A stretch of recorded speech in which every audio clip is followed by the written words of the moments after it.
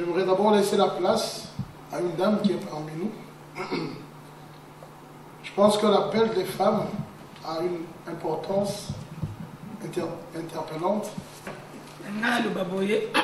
Je voudrais dire ceci. Le combat auquel nous livrons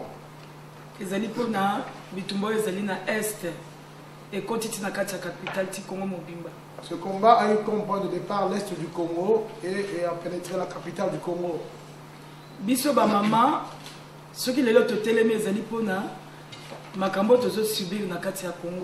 Si aujourd'hui nous les femmes nous levons, c'est à cause de ce que nous subissons au Congo.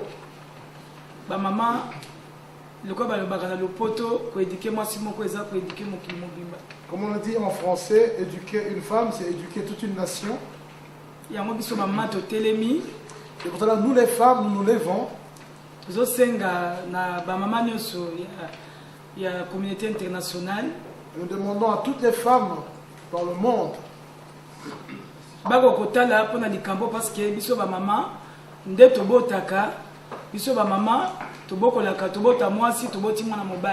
qu'elles puissent aussi avoir une pensée pour les femmes du Congo, parce que c'est par nous les mamans que les enfants viennent au monde. Ce qui se passe au Congo et particulièrement à l'est du pays. Les femmes sont victimes de viol. Et vous êtes certainement au courant de tout ce qui se passe à ce sujet. Maman qui subissent des sévices corporels. Toutes sortes de sévices corporels ignobles. Maman congolaise. C'est pour détruire la femme congolaise. Je vais laisser la place à M. Désiré, qui nous parlera de la désignation des dirigeants congolais. Depuis le 30 juin 1960, la colonisation de la République démocratique du Congo a changé de forme. Elle est devenue plus dangereuse car invisible. Les Congos, comme tant d'autres pays du tiers-monde, est dirigé de l'extérieur par un réseau mafieux constitué des gouvernements voyous, des hommes politiques peu scrupuleux et des multinationales exploitant les richesses naturelles du Congo. Je cite le diamant, les cuivres, les coltans, le zinc, l'or, l'uranium et tant d'autres minerais. Il est estimé que la valeur de la richesse du Congo est équivalente à 24 000 milliards de dollars. Les membres de cette mafia, ce sont eux qui orchestrent des mascarades électorales, les cas des élections de 2006 et les élections actuelles. Ils désignent en coulisses des dictateurs qui vont servir leurs intérêts obscurs et inavoués au détriment du peuple congolais.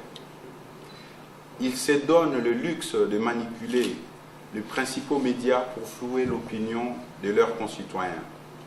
Ceci a été illustré par la désinformation systématique qui a accompagné ces élections en cours. Pour garantir le fonctionnement de ces systèmes, ils conçoivent des plans diaboliques afin d'abrutir et détruire le peuple congolais. La dictature, l'insécurité, génocide, viol, assassinat, enlèvement et terreur. La famine, la sape, la religion, la musique, le non-accès à la santé, à l'éducation, bref, le non-respect du peuple congolais et des droits ainsi notés dans la Déclaration universelle des droits de l'homme.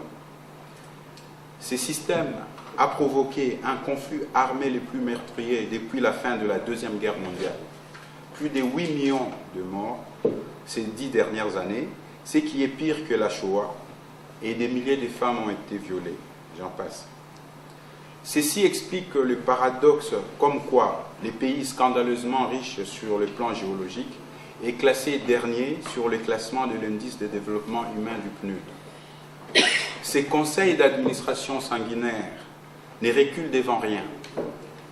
Il est capable de mettre en scène des guerres ou organiser un coup d'État pour donner un C4 ou licencier un dirigeant qui devient moins rentable ou gênant. Comme parachute doré, il y a soit la CPI ou l'élimination physique pure et simple.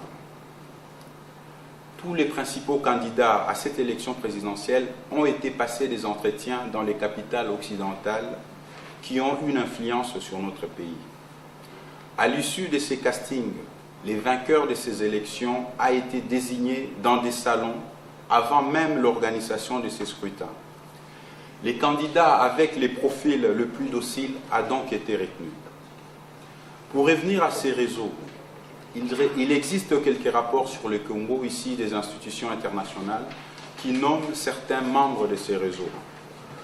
Les 6 rapports des Nations Unies sur l'exploitation illégale des matières premières au Congo, le rapport Une corruption profonde de Global Witness, le rapport 2007 Consolider la paix de l'International Crisis Group, les rapports Project Mapping concernant les violations des droits de l'homme entre 1993 et 2003 du Haut Commissariat aux droits de l'homme aux Nations Unies, sans oublier le rapport de novembre 2011 du parlementaire britannique Eric Joyce sur la fraude dans la vente des concessions minières congolaises à Dan Gertler, partenaire du Belge George Forest. Vos épargnes, donc je m'adresse aux citoyens du monde, à la communauté internationale, vos épargnes via vos banques financent ces systèmes et ils vous récompensent avec des intérêts. Quant au gouvernement voyou, il suffit d'observer avec objectivité leurs positions et comportements durant ces processus électoraux pour les reconnaître. De quel droit ces réseaux de la honte et ces gouvernements des pays dits démocratiques se donnent-ils le luxe de choisir un président à la place du peuple congolais? De quel droit se permettent-ils d'humilier tout un peuple? De quel droit se permettent-ils de mentir à vous et à moi? De quel droit se permettent-ils de commettre des atrocités au Congo en toute impunité? Donc nous avons suivi avec une particulière attention le déroulement du processus électoral, ainsi que les scrutins tels qu'ils ont été organisés, exprimés le 28 novembre dernier. S'agissant des fraudes et toutes sortes d'irrégularités, je pense que nous avons suffisamment été nourris par différents éléments, différentes informations véhiculées par multiples canaux de presse. En ce qui me concerne, je vais juste dire quelques mots sur le processus de désignation de nos dirigeants, de manière à faire apparaître le rôle que jouent les multinationales et les puissances étrangères ou occidentales dans ce mécanisme de décision du choix des décideurs nationaux. Comme on l'a vu précédemment dans le documentaire qui est passé, le Congo est un pays hautement géostratégique. Et ce caractère géostratégique du Congo fait que le Congo n'appartient plus aux Congolais. Ces ressources intéressent en premier lieu les superpuissances, les multinationales. Ces ressources sont d'une importance particulière pour les nouvelles technologies. Et de ce fait, la volonté du peuple congolais ne prime plus du tout, ne pèse d'aucun poids sur la balance.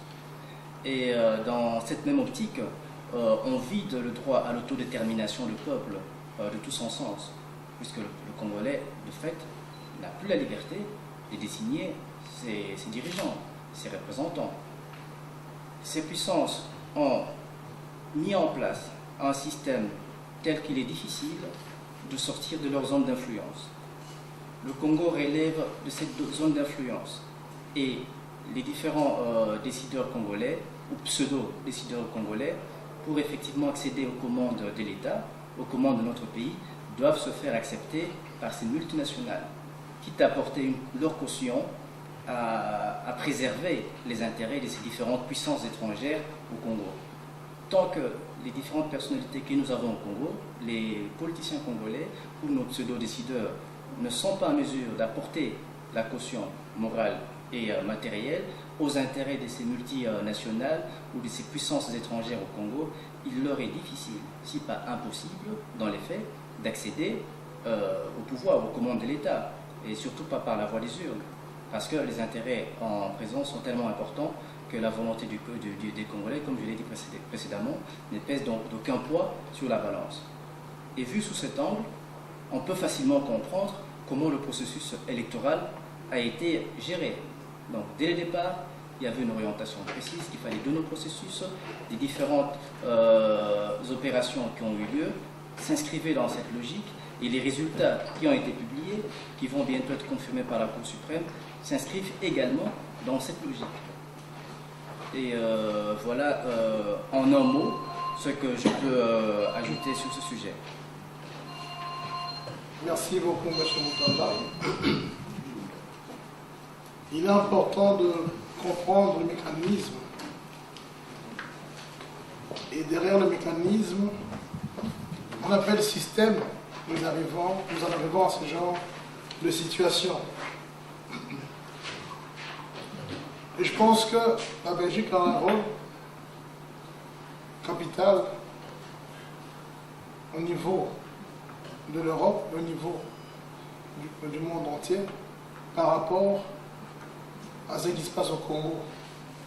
C'est pour cela que, étant en Belgique et au cœur de l'Europe, les Congolais adressent ce message de soutien, demander d'abord un soutien et surtout demander le respect du peuple congolais, le respect par rapport à son orientation, par rapport à ses choix, aussi par rapport à son avenir.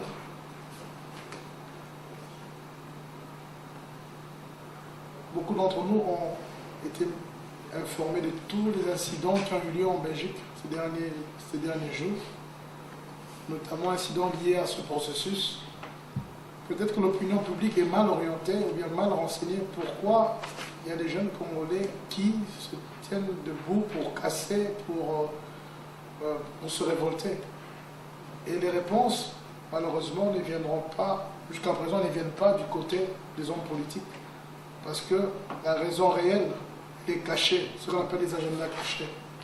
Le Congo représente un poids considérable dans l'économie de beaucoup de pays. C'est pour cela que beaucoup se taisent et sont prêts à accepter l'inacceptable. La diaspora congolaise au Belgique invite les autorités belges et tous ceux qui se disent amis du Congo à pouvoir l'accompagner afin que le Congolais puisse prendre son destin en main. Ça, c'est un message que chaque Belge devrait comprendre. Sinon, malheureusement, on risque d'arriver aux conséquences désastreuses, des casses, violences, telles que subies les derniers jours. Pourquoi? Parce que les Congolais, certains Congolais de la Belgique pensent que c'est par cette voie-là qu'on peut se faire entendre. Bien évidemment, nous ne sommes pas pour la violence, mais nous interpellons, on dit vaut mieux prévenir que guérir. Si on en arrive là, c'est parce qu'il y a telle chose. Ne dit-on pas tel que les mêmes causes produisent les mêmes effets?